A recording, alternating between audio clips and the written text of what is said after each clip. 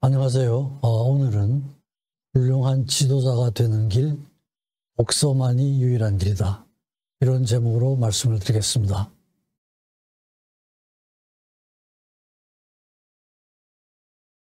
대개 이런 순서로 말씀드리겠습니다. 서론 부분이 있고, 독서의 종류, 우리나라의 독서 현황, 우리나라의 리더들, 외국의 리더들, 그 다음에 저의 독서에 대한 경험, 성인의 독서, 그리고 요약 부분을 말씀드리겠습니다. 리더의 메시지는 가능하면, 그죠? 단순한 게 최고죠, 그죠? 단순한 게. 예를 들면, 공자님의 사상은 인이라고 한다거나, 부다는 자비, 예수는 사랑, 소크라테스는 정의. 물론 이분들의 사상이 굉장히 복잡하지만, 정말 아주 요약을 하고, 간단하게 표현한다면 이렇게 표현할 수 있을 것 같습니다. 그래서 이런 식으로 한번 독서를 통해서 정리를 해보자는 그런 목적이 되겠습니다. 메시지에는 두 종류가 있는데, 하나는 지식적인 거고 지혜로운, 이 두 가지겠죠, 그죠? 지식적인 건 자기가 하는 분야에서의 전문적인 지식을 의미하는 것이고, 지혜라고 하는 건 여러 가지로 정의될 수가 있지만, 인간에 대해서 진지한 자세, 인간을 소중하게 생각하는 자세, 이렇게 정의를 내릴 수 있을 것 같습니다. 예를 보면 영조 같은 경우에 그 과거 제도를 영조 때 일시적으로 바꿨던가 봐요. 그래서 과거를 보기 전에 경전 한 권을 송두리째 다 암송을 해야 그 다음 단계로 나갈 수 있는 이런 거였던가 봅니다. 그러니까 이제 수험생들이 굉장히 힘들어하고 이러니까 참판 이철이라는 사람이 다 모아두고 내가 가르쳐 주겠다. 이래놓고 이제 모아놓고 한 말이 저 말입니다. 오직 열심히 읽으면 된다네. 딴 특별한 방법이 없다는 얘기죠, 그죠? 아주 간단하게 메시지를 정했습니다.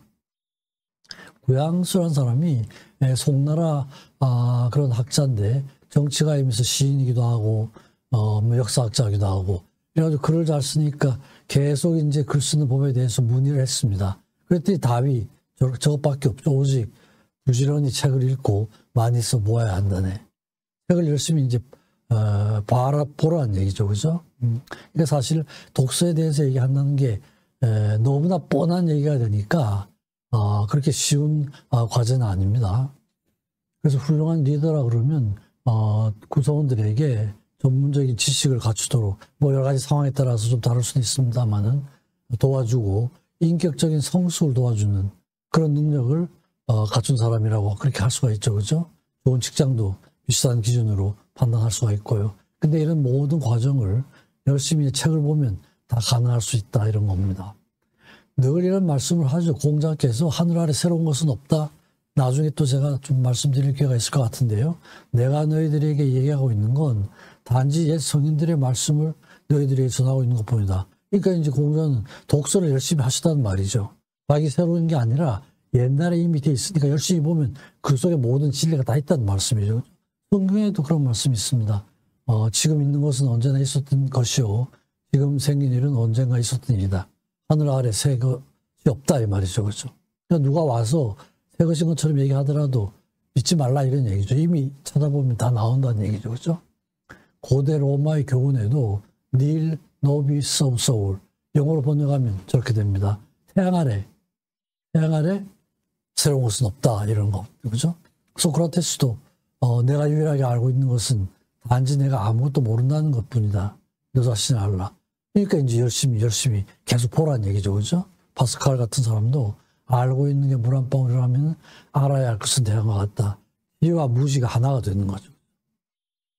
그러니까 이미 있으니까 모든 걸 이제 봐야 된다는 이런 얘기가 되겠습니다. 4월 23일이 유네스코에서 정한 세계 책과 저작권의 날입니다. 그게 보면 셰익스피어와 서르반테스가 같은 해에 세상을 떴더라고요. 1616년 4월 23일입니다. 태어난 건 이제 조금 다르게 태어났습니다만 세상을 떠난 연도는 마찬가지예요. 1616년 4월 23일이었습니다. 그래서 아마 그걸 기념을 해가지고 세계 책과 저작권의 날 이걸 정한 것 같습니다. 또 한 권의 책이 인생을 바꾸기도 하고 작은 책에게도 제 운명이 있다. 이게 아주 하찮은 책이라도 소홀하게 하지 말라는 이런 얘기죠. 그죠? 마크 트웨인 같은 사람 여러 가지 재밌는 말을 많이 남겼는데, 고전이라고 그러면 아주 좋은 책이죠. 그죠? 누구나 꼭 읽어야 한다고 하면서 실제로 보면 읽는 사람이 별로 없다. 이런 얘기, 재미가 없으니까. 이런 얘기, 말씀도 남기고 그랬습니다. 그래서 대개는 이제 저런 내용을 보면은 이미 옛날부터 지금까지 모든 진리는, 특히 인간에 대한 모든 교훈은 이미 다 나와 있는 거죠. 그죠? 나와 있으니까 나와 있는 책을 잘 골라서 보면은 스스로 공부하고 스스로 수양을 할 수 있는 방법이 얼마든지 있다는 것을 나타내는 거죠. 그죠?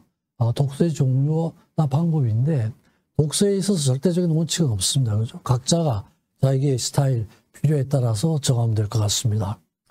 정독, 통독 이러죠. 그죠? 자세히 읽는 거하고 훑어서 읽기.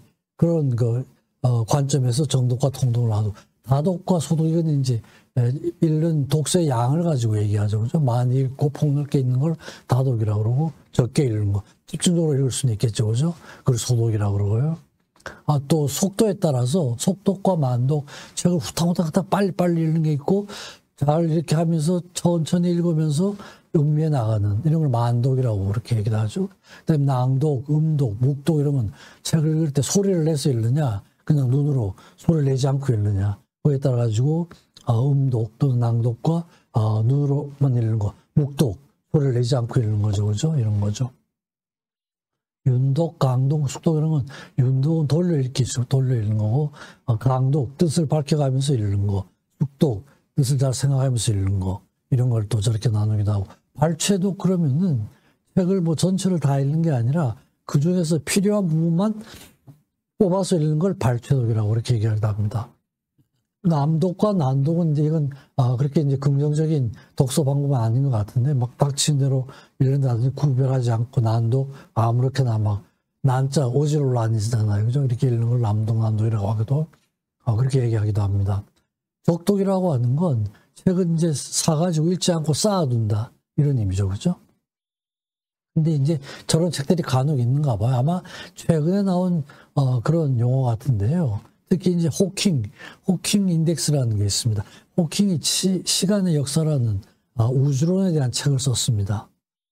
자기의 우주론이 아주 힘드니까 일반인들이 알기 쉽도록 쓴 책이다, 이래가지고 정확한 얘기는 The Brief History of Time, 시간의 짧은 역사인데, 우리나라로는 시간의 역사를 이렇게 번역이 돼 나온 책이 있습니다.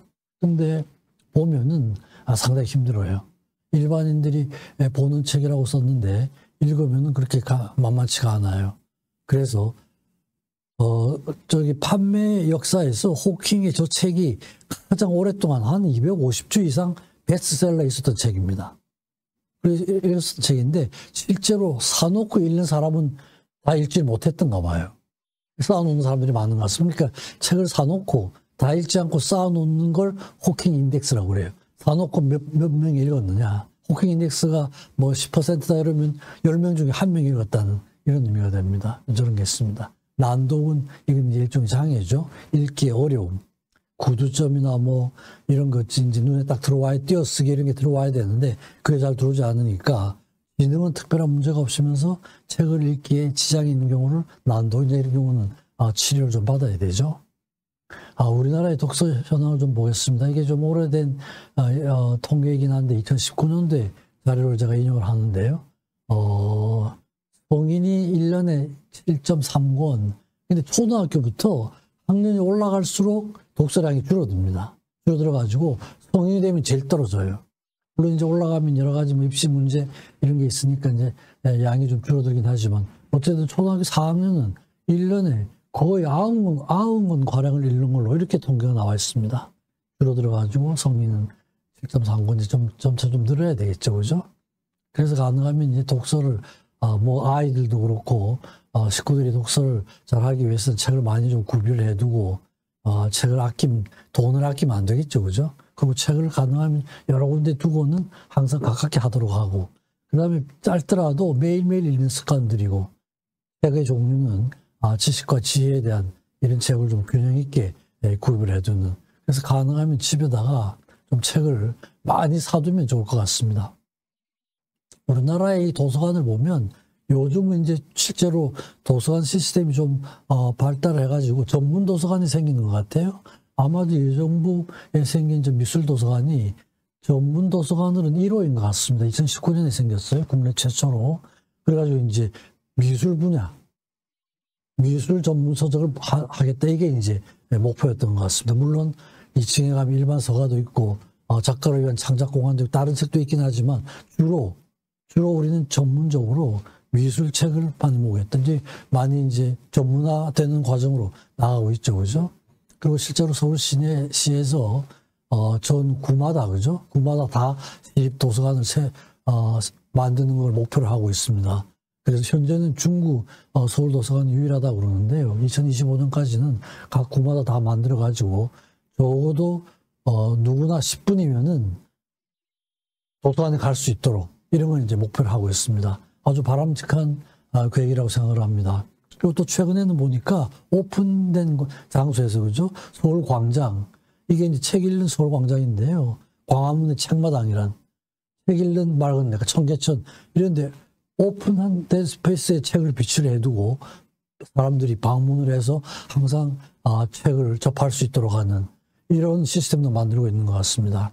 이게 처음에는 이제 186만 방문을 했으니까 상당히 많이 방문을 했죠, 그죠? 그게 이제 200만을 목표로 해서 그래서 가능하면 시민들이 책과 가깝게 하고 책을 읽을 수 있는 그런 분위기를 만들어 나가도록 노력을 하는 것 같습니다. 그래서 바람직한 그런 노력인 것 같아요. 그래서 이제 과거에 우리 독서 역사를 보면 뭐 소위 리더라고 하는 사람들의 독서를 한번 살펴보죠. 고려 시대 때 송나라 사신이라고 서응이라는 사람이 있었는데요. 저 사람이 선화봉사 고려도교 우리나라에 한 반년쯤 머물렀던 것 같습니다. 그래가지고 그 당시에 자기가 우리나라에서 고려에 있으면서 느낀 걸 책을 냈습니다. 고려 견문록이죠, 그죠? 근데 아마 이 책이 아주 최근에 번역이 됐더라고요. 번역이 됐습니다. 근데 그 책 내용을 보면 집집마다 아주 책 읽는 소리가 나고 소당에서 물론 책을 읽고 독서를 열심히 하는 거에 굉장히 인상이 깊었던가 봐요. 그리고 또 아마 목욕을 하는 장면, 남녀가 그냥 같이 목욕을 하고 이랬던가 봅니다. 그리고 아마 그때도 이미 고려 사람들이 중국인들은 잘 씻지도 안 하고 더럽다는 이런 비난을 했던 것 같아요. 요즘도 좀 그런 경향이 있지 않습니까? 그죠? 근데 아마 그런 중국인들에 대한 인상이 아주 역사가 오래된 것 같습니다. 근데 어쨌든 서응이 책 읽는 이런 소리에 대해서 굉장히 인상이 깊었던 것 같아요. 그리고 실제로 이제 합천 해인사 원당함에서 되게 이제 불자상에서 책이 이제 발견이 됐는데 성불수구 대다란이경이라는 책이 발견이 됐는데 수진본이라는 이런 형태가 있었습니다. 뭐냐면 소매에 넣을 수 있는 작은 책이에요. 그게 이제 국내에 없는 유일본이라고 그러는데 저건 이제 우리 조상들이 굉장히 책을 가깝게 하려고 노력을 했다는 걸 의미하죠. 그죠? 들고 다니기 불편하니까 작게 만들어서 넣어 다니고 항상 책을 읽을 수 있도록 하는 이런 거였던 것 같아요. 수진본이라고. 저런 것도 보면 우리 조상들은 굉장히 책을 가깝게 했다는 걸 볼 수가 있습니다. 뭐 역사적으로 리더 중에 가장 뛰어난 리더라고 그러면 세종대왕이라고 할 수가 있겠죠. 그죠? 뭐 독서광이었습니다. 사가독서. 휴가를 줘서 책을 읽도록 한다. 이런 제도를 또 도입을 했죠. 신하들한테 지시를 한 거예요. 뭐 세종의 독서는 다독과 정독, 많이 읽기도 하고 정독, 자세히 읽기도 하고 아주 상상할 수 없는 독서가 아마 왕이 되기 전에 대군 시절에도 늘 책만 봤던가 봐요. 그러니까 아마 태종이 충녕에 방에 가서 운동 좀 하도록 책을 모두 빼오라. 이런 신하를 보내가지고 책을 다 빼기도 하고 이랬습니다. 어쨌든 막 일생을 통해가지고 어마어마한 책을 읽었던 분이죠. 그래서 분야도 수학, 천문학, 모든 분야의 책들을 다 읽고 모든 분야의 거의 전문가 수준의 그런 지식을 가지고 있었던 분이에요. 당연히 도서에 대한 관심이 많죠. 그죠? 그래가지고 외국으로 사신을 내보낼 때 반드시 사와야 될 책, 그동안에 독서에 새로 신간 서적에 대한 정보를 가지고 있었습니다. 그래가지고 도서 목록을 주고 꼭 사오라. 근데 이제 판매하지 않는 책 같으면은 황제한테 직접 서한을 보내가지고 책을 구하기도 하고요. 이런 식으로 했습니다. 인쇄술도 또 굉장히 많이 발달했죠. 그러니까 많은 백성들이 책을 읽을 수 있도록 인쇄술을 발달해가지고 책을 많이 보급을 하고 이런 노력을 했었죠. 그죠? 그러니까 이제 세종 때 나온 책들이 어마어마하게 많습니다. 50여 종, 고려사 역사책부터 효행록, 의학서적들, 뭐 농서들, 뭐 의문서들, 모든 분야의 책들이 다 전문서적들이 다 이렇게 출판이 되고 그랬습니다. 아까 말씀드린 것처럼 사가 독서 제도를 만들어가지고 엘리트들이 더 크려면은 책을 봐야 된다 이런 거죠, 그죠? 그래서 세종 때 처음 실시를 했습니다. 휴가를 주고 그 기간 동안은 아무것도 하지 말고 책만 읽으라 이런 거죠. 휴가 독서입니다. 그래가지고 이제 시작은 세종이 했지만 처음에는 집에 가서 읽으라 그랬습니다. 집에 가면 또 여러 가지 방해를 받을 수가 있으니까 그 다음에는 가까운 절에 가서 읽으라 이랬습니다. 절간에 가서. 그래서 이제 절을 정해가지고 거기서 읽도록 하고 나중에는 아예 가서 읽을 수 있는 독서당을 만들었죠. 그죠? 그때 이제 제도로서 자리를 잡은 건 성종 때 그걸 만들게 됐습니다. 그래서 용산에 나무당, 나무 독서당을 만들고 중종 때 동호회, 그죠? 옥수동 근처에 독서당을 만들었습니다. 지금도 또 독서당 길이라고 돼 있잖아요. 그죠? 옛날에 독서당이 있던 길이었습니다. 그러니까 이제 이 교회는 조선에서 최고의 인재 양성 기관이 됐습니다. 그래서 유명한 분들 이황, 유성, 이항복, 뭐 주세부 이런 학자들이 다 독서당 출신들입니다. 가서 보고 정책을 생각을 하고 좋은 아이디어를 내고 이렇게 했어야 되죠, 그죠? 신사임당께서 또 이제 아주 그 교육을 잘 시키신 분인데 이남일녀 교육을 했는데 또 독서를 굉장히 강조를 하셨던 분이죠. 그래서 자기가 책을 읽다가 좋은 경구가 발견이 되면 써서 벽에 두는 겁니다. 그죠? 그래가지고 자녀들이 읽도록 하고, 그리고 자녀들이 어디에 재능이 있는지 알아서 그걸 키워주는 쪽으로 이렇게 이제 한 거죠. 그죠? 그 아들 율곡도 뭐 독서광이었죠. 그죠? 독서는 사람이 죽어야 끝이다. 죽기 전까지는 책을 손에서 놔서는 안 된다. 이런 거죠. 그죠? 함께 토론하는 거. 그리고 또 서로 배우면서 토론하는데 가장 강조를 했던 게 또 메모를 하라는 이런 교육을 많이 내렸습니다. 반드시 메모를 하라 이렇게 했습니다. 유선용도 마찬가지죠. 그죠? 다 저런 입장이 저런 경제에 도달하려고 그러면 책을 읽는 수밖에 없습니다. 사서 삼경 다 읽고 사색하고 의문을 가지고 역시 메모 읽고 나서 사람이 기억력은 한계가 있으니까 항상 메모를 해서 읽도록 하라 이런 거였습니다. 그러니까 보면 우리나라 옛날 조상들이 기록을 잘하잖아요. 그죠? 이순신 장군의 난중일기, 유선용이 징비록, 그죠? 그걸 교훈으로 삼는 거죠. 또 오희문은 관리는 아니지만 일반인으로 있으면서 기록을 잘 남겼습니다. 쇠미록이란 이런 기록을 남겨가지고 그 당시에 어떤 일이 있었고 국민들은 어떻게 생활했고 하는 기록들을 다 잘 남겼습니다. 또 그 군주 가운데는 정조가 저술 사업을 열심히 하고 책에 관심이 많았죠. 그죠? 뭐 거의 5천여 권을 출판했다고 그럽니다. 168종. 그러니까 이제 훌륭한 리더는 공통적인 점이 책에 관심이 많고 열심히 책을 본다는 거죠. 그죠? 역사서부터 유가, 불서, 전기, 일성록, 일등록, 홍제전서. 실제로 정조는 자기 자신이 글도 많이 썼습니다. 홍제전서는 문집이에요. 정조의 문집입니다. 왕의 문집이에요. 홍제전서가. 그죠? 불서, 그 당시에 뭐 유교가 돼가지고 다른 학문은 완전 이단시했지만 불교에 대한 책도 많이 하고 오픈 마인드죠. 그죠? 이렇게 돼 있었습니다.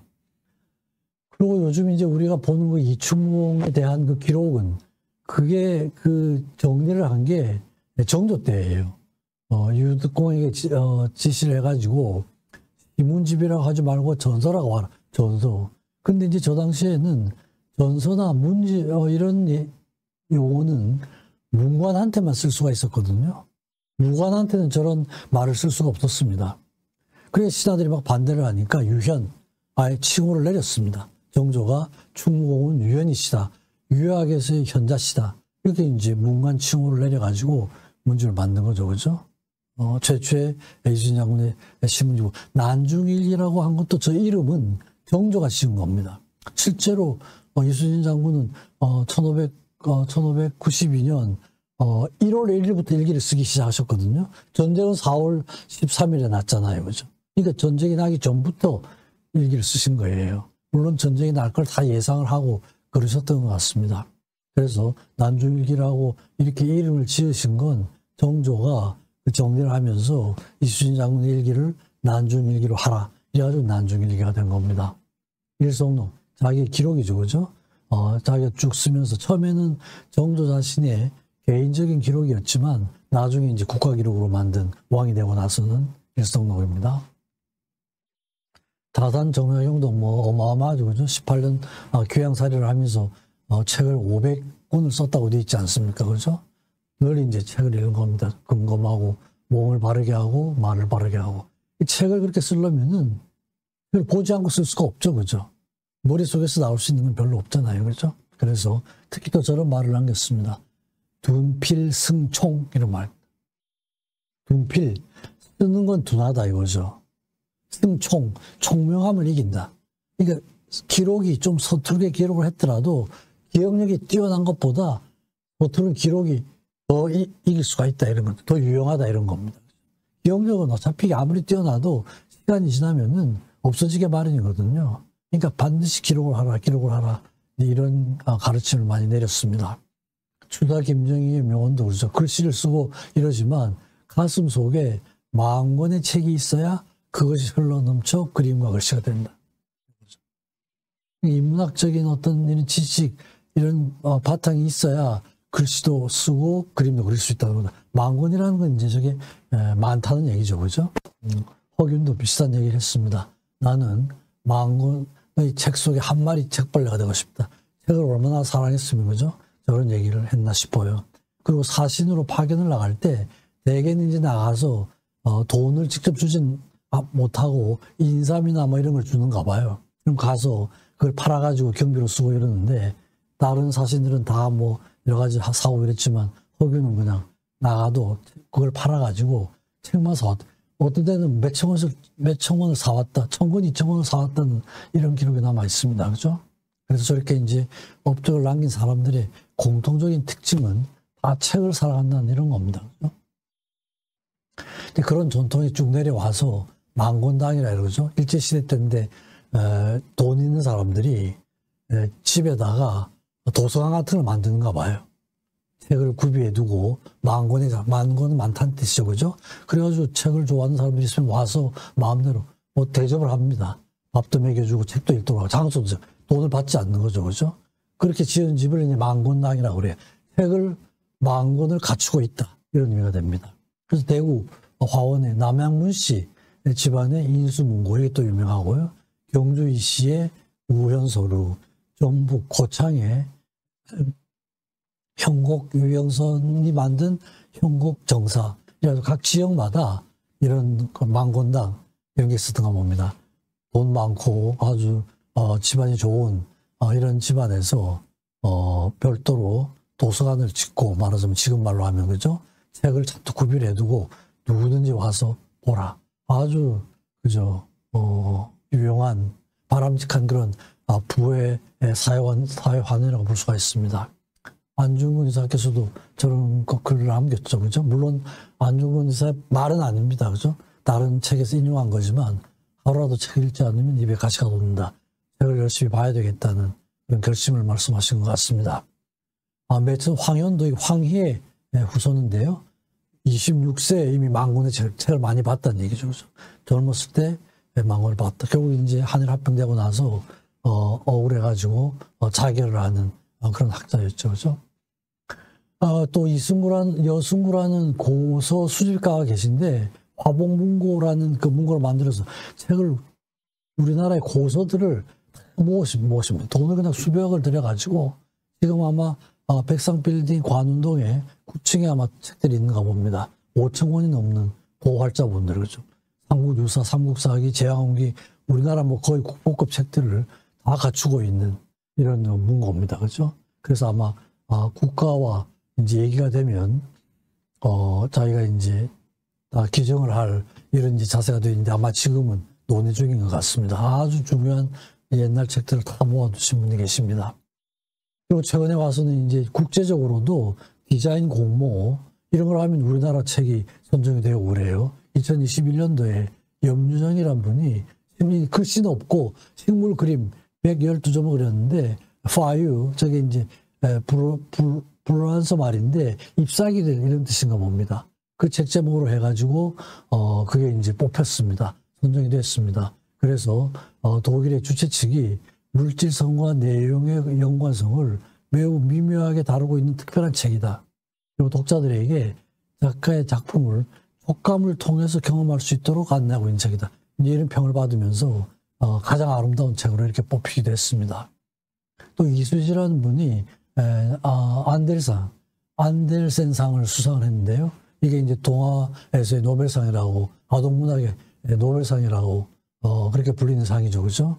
근데 이제 이 책은 이 상은 책 한 권을 가지고 주는 상이 아닌가 봐요. 그 작가의 일생 동안 해온 여러 가지 그 책에 대한 업적을 평가를 해가지고 주는 상이에요. 그러니까 그렇게 만만한 상이 아니죠, 그죠? 그런 평가를 받아가지고 지금 이제 저런 아동문학의 노벨상이라고 하는 상을 수상을 하고 있습니다. 그리고 또 우리가 기록을 참 잘하잖아요, 그죠? 세계 기록 유산이 16건인데 아마 이제 앞으로 또 늘어날 가능성이 있죠, 그죠? 현재는 세계 4위가 돼 있는 거, 독일, 영국, 폴란드 이래가지고 그죠? 대단한 기록을 아주 굉장히 잘했던 그런 민족입니다. 역시 책을 소중하게 여겼던 그런 민족이라고 할 수가 있죠. 결국 아마 이러한 역사가 이제 와서 최근에는 노벨 문학상까지 받지 않았습니까? 그죠? 올해 2025년도에. 그래서 이런 상을 받을 수 있었던 게 우연이 아니라는 거죠. 그죠? 과거의 역사적으로 책에 대한 우리 민족의 사랑, 관심 이런 게 이제 쭉 전해져 내려오다가 이런 작가들에 의해서 이제 딱 이렇게 에너지가 모아지면 이런 상을 받을 수 있지 않나 이런 생각을 해봅니다.